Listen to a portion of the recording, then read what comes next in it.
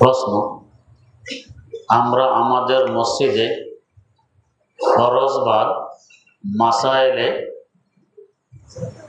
ফাজাইলে আমলের ইজতিমাই আমল করি।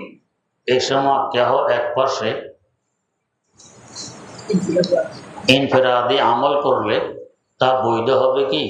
উত্তর, জি বৈধ হবে, তবে তালিমে বসা উত্তম হবে। কারণ একদিকে আমল, একদিকে এলেম। আমল আর এলেমে যখন তাআরুজ হয়, বিরোধ দেখা দেয়, তখন এলেমের দিকটা অগ্রাধিকার প্রাপ্ত হয়, তাই তালিমে বসা ভালো হবে। প্রশ্ন, আমাদের টাওয়ারের গ্রাউন্ড ফ্লোরে পঞ্জেগানা মসজিদ, কাছে 5 মিনিটের পথ জামে মসজিদ। এখন আমি কোন মসজিদে নামাজ পড়ব? উত্তর, যদি এই গ্রাউন্ড ফ্লোরের পঞ্জেগানা মসজিদটা ওয়াকফ দিতে হয়, তাহলে এটাও শরঈ মসজিদ, এখানে নামাজ পড়ার হক বেশি। আর যদি ওয়াকফকৃত না হয়, তো শরঈ মসজিদ হয়নি, নামাজের জায়গা হয়েছে, তখন কিন্তু শরঈ মসজিদে গিয়ে নামাজ পড়লে 500 গুণ বেশি সওয়াব হবে। প্রশ্ন, আল্লাহ তাআলা হযরতকে সুস্থতার সাথে দীর্ঘ হায়াত দান করুন। ইসলামে সন্ধ্যা প্রদীপ বলে কোনো কিছু আছে কি? মসজিদ কি সন্ধ্যায় বাতি লাইট জ্বালাতে হয়? অত্র মসজিদে গত কয়েকদিন আগে চেয়ারে বসা এক মুসল্লিকে মসজিদের বাতি না জ্বালানোর কারণে মসজিদের খাদেমের সাথে রাগারাগি করতে দেখেছি, বুঝিয়ে বললে ভালো হয়। উত্তর, বাতি জ্বালানো হয় প্রয়োজনে, যেখানে প্রয়োজন নেই সেখানে জ্বালালে তো অপব্যয় হবে, ফজুল করছে, এটা হারাম। প্রয়োজন হলে জ্বালাবে, প্রয়োজন না হলে জ্বালাইলে গুনাহ হবে। এখন দেখতে হবে ওই সময় কি প্রয়োজন ছিল নাকি ছিল। আর সন্ধ্যার সময় বাতি দেয়া, এটার একটা কারণ হইল সন্ধ্যা এবং শবে সাদেকের পর 2 সময়ে জিনভূতের চলাচল হয় বেশি। সূর্য অস্ত যাওয়ার একটু আগ থেকে নিয়ে একটু পর পর্যন্ত, আর শবে সাদেক থেকে নিয়ে সূর্য উদিত হওয়া পর্যন্ত, এই 2 সময়ে জিনভূতের চলাচল বেশি হয়। রাসূলুল্লাহ সাল্লাল্লাহু আলাইহি ওয়াসাল্লাম বলেছেন, এই সময় ঘরের দুয়ার বন্ধ করে রাখো, ঘর নিরাপদে থাকবে। আর যেখানে আগুন থাকে সাধারণত বাতি থাকে, জিনভূত এখানে আসে না, তাই এই সময় বাতি জ্বালাইলে জিনভূত এখানে আসবে না, এই হিসাবে বাতি জ্বালানো যায়। কিন্তু সওয়াব হবে বা সুন্নত এ ধরনের কোনো কিছু নেই। প্রশ্ন, অনেকে বিশেষ কিছু কারণে ও হিন্দুদের মুসলিম নির্যাতন কারণে ভারত বয়কটের কথা বলছে, লিফলেট বিলি করছে, অন্যকে উৎসাহিত করছে। এখন জানার বিষয় হলো, যদি কেউ এইসব বিষয়ে টাকা খরচ করে তাহলে সে সব অধিকারী হবে কিনা? উত্তর, নিঃসন্দেহে হবে। প্রশ্ন, আমার বাবার উপর হজ ফরজ হয়েছে, তাকে একাধিকবার হজে যেতে বলেছি, কিন্তু বয়সজনিত শারীরিক দুর্বলতার কারণে হজ যেতে চায় না। বর্তমানে বাস্তবিক অর্থে শারীরিকভাবে হজে যেতে অক্ষম। আমাকে তার বদলি করতে বলেনি, কিন্তু আমি স্বেচ্ছায় নিজের খরচে তার বদলি হজ করে দিলে সই হবে কিনা, নাকি সে না বললে তার বদলি হজ করা যাবে না? উত্তর, আপনার পক্ষ থেকে হজ করলে এটা ইসালে সওয়াবের হজ হবে, নফল হজ হবে। হ্যাঁ, তিনি যদি বলে দেন তো তাহলে তার ফরজ হজটা আদায় হয়ে যাবে। না বললে আদায় হওয়ার আশা করা যায়, হবে এ কথা বলা যাবে না। প্রশ্ন, এহরামের কাপড় পরে এহরামের নিয়তে বাসা থেকে 2 রাকাত নামাজ পড়ে বিমানে ওঠার পর এহরামের নিয়ত করলে সই হবে কিনা? উত্তর, এহরামের নিয়তে তো বাসা থেকে 2 রাকাত নামাজ পড়েই ফেলেছেন, তালবিয়া পড়লে এহরাম হয়ে যাবে। তালবিয়া যদি না পড়ে থাকেন একেবারে এহরাম হয়নি। এখন বিমানে গিয়ে তালবিয়া পড়লে এহরাম হবে, তবে নামাজ থেকে দেরি করার কারণে মাকরুহ হবে। প্রশ্ন, তামাত্তু হজকারীর 10 তারিখ বড় জামরায় পাথর মারার পর দমে শকর আদায় হলো কিনা সন্দেহ থাকায় নিশ্চিত হওয়ার জন্য 11 তারিখ মাথা মুন্ডন করলে সহি হবে কিনা? উত্তর, সহি হবে। প্রশ্ন, মক্কায় 15 দিনের বেশি সময় থাকার ক্ষেত্রে বিমান থেকে নেমে জিদ্দা বিমানবন্দরে নামাজের ওয়াক্ত হলে নামাজ পূর্ণ পড়বে না কসর পড়বে? উত্তর, জিদ্দায় কসর পড়বে। জিদ্দা শহর ভিন্ন, মক্কা মুকাররমা শহর ভিন্ন, 2 শহরের মধ্যখানে 80 কিলোমিটারের দূরত্ব। প্রশ্ন, জেনারেল শিক্ষিতদের জন্য ইসলামী আকীদা, শিরক, কুফর, বিদআত থেকে বাঁচার জন্য বিষয়ে জ্ঞান অর্জনের জন্য কোন কিতাব পড়া যেতে পারে, দয়া করে জানিয়ে বাধিত করবেন। উত্তর, বেহেশতে জেওয়ার পড়বেন। বেহেশতে জেওয়ারের শুরুতে আকীদা নিয়ে আলোচনা আছে। প্রশ্ন, আমি নবীজি সাল্লাল্লাহু আলাইহি ওয়াসাল্লামের সিরাত বিষয়ক একটি কোর্সে ভর্তি হয়েছি, যেখানে ক্লাস নেবেন আবু তাহা মোহাম্মদ আদনান। সেই কোর্সের জন্য আর রাহিকুল মাকতুম লেখক আল্লামা শফিউর রহমান মোবারকপুরি রাহিমাহুল্লাহর বইটি পড়ানো হবে। আমি কয়েকজন আলেমের কাছে শুনেছি উক্ত বইটির কিছু বিষয় নিয়ে সমস্যা আছে। হযরত, উক্ত কোর্সে বইটি পড়লে কোনো সমস্যা হবে? উত্তর, তেমন কোনো সমস্যা হবে না। প্রশ্ন, যে সকল ওয়াক্তে ফরজ নামাজের পূর্বে 4 রাকাত সুন্নত নামাজ আছে, যেমন যোহর, আসর এবং এশা, ওই সকল সুন্নত নামাজে 2 রাকাতের পর যখন আত্তাহিয়াতু পড়ার সময় ভুলবশত দুরূদ শরীফ পাঠ করে ফেলি, তখন শেষ বৈঠকে সিজদা সহ দেওয়ার হুকুম কি? উত্তর, যোহরের আগের 4 রাকাত সুন্নতে মুআক্কাদা, এখানে শুধু আবদুহু ওয়া রাসূলুহু পর্যন্ত পড়বেন।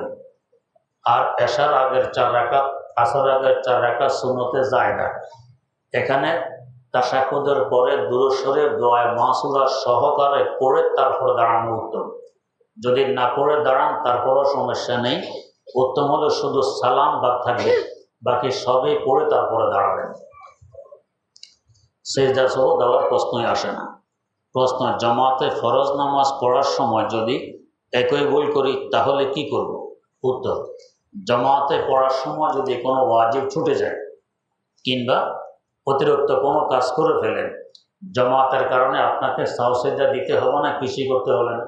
শুধুমাত্র ফরজ ছুটে গেলে কিংবা নামাজ ভঙ্গ হয় এমন কোনো কাজে লিপ্ত হলে তখন নামাজ হবে না, আবার পড়া লাগবে।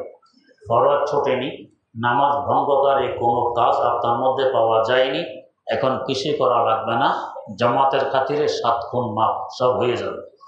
প্রশ্ন, আগামী 12ই এপ্রিল একটি হাসপাতালে আমার সন্তান জন্ম নিবে, আমরা আমার সন্তানের জন্য দোয়া চাই।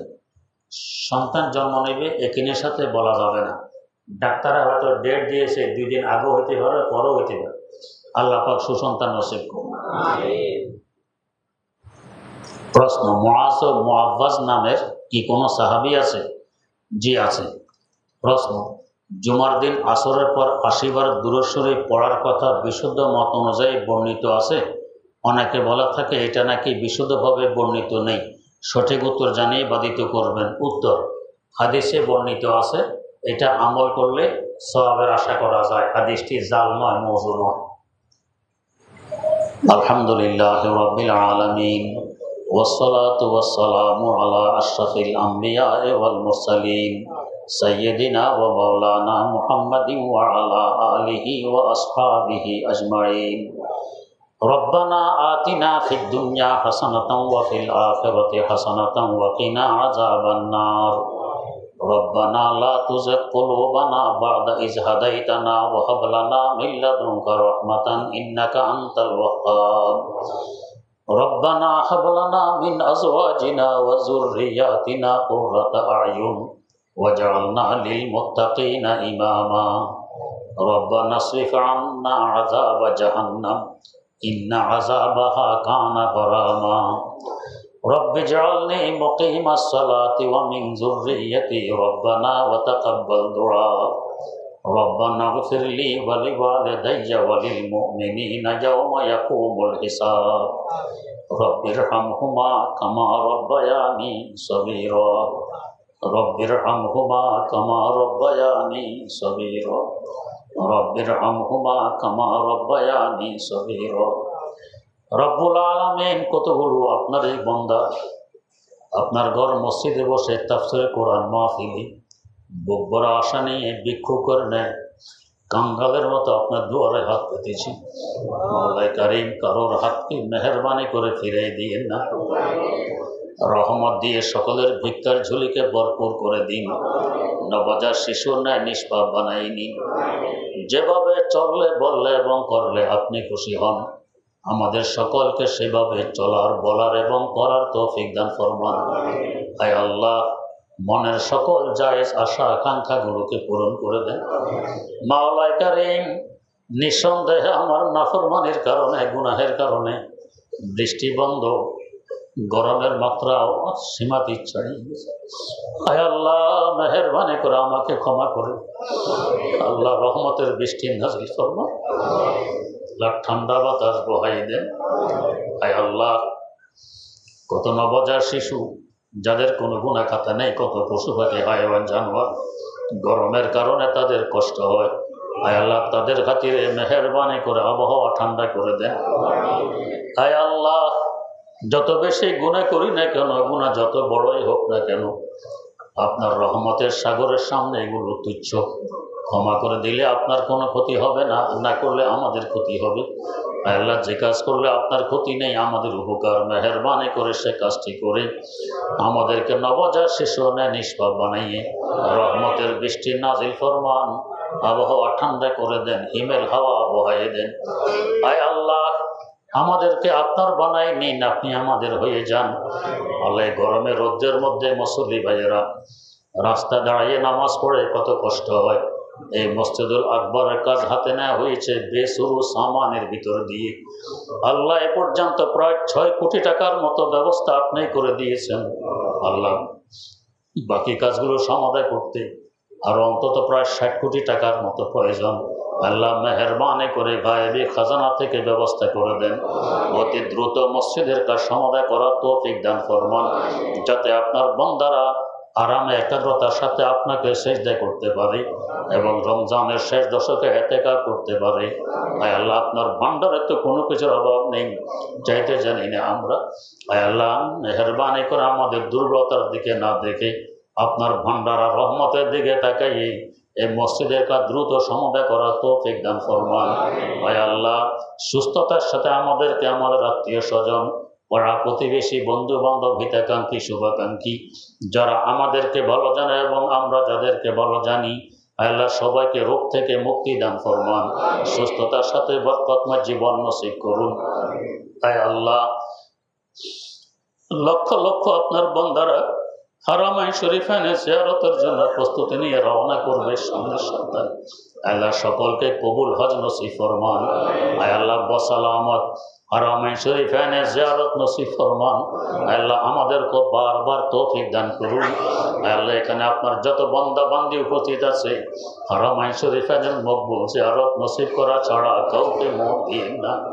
খানা এ কাবা কা मंजर ऐ खुदा दिखला मुझे, खाना ए कड़बा का मंजर ऐ खुदा दिखला मुझे, मक्का ओ शहरे मदीना देखने को दे मुझे, मक्का ओ शहरे मदीना देखने को दे मुझे, वो मकामाते मुबारक की जियारत हो नसीब, वो मकामाते मुबारक की जियारत हो नसीब, जिसमें रहमत बेशुमारा देखने को दे मुझे।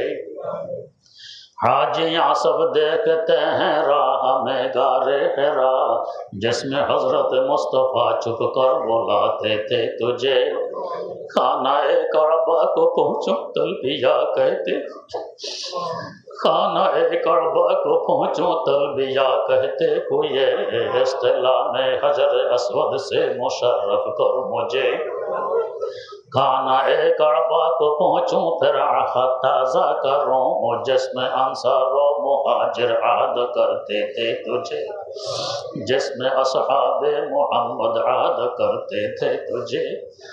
ऐ खुदा सैराब कर दे आब ज़मज़म से मुझे, ऐ खुदा सैराब कर दे आब ज़मज़म से मुझे, हाथ उठाऊं दर पे तेरे जब पिलाए तो मुझे, दरमियान कोह मरवा व सफा दौड़ने लगूं, इस्तिराबे हाजरा में दौड़ने को दे मुझे, इश्क़ लेकर हाज़िरी हो जब मीना बाज़ारों में, मिस्ले इस्माइल उस जान कुर्बान हो मुझे, شوق آتش سے تڑپتا ہوں صدا میں بے قرار، حاضری شہر مدینہ کب نصیب ہو مجھے، حاضری شہر مدینہ کب نصیب ہو مجھے، گنبد خضرا دکھا دے روضہ اطہر مجھے، درمیان قبر و منبر گڑ گڑانے دے مجھے،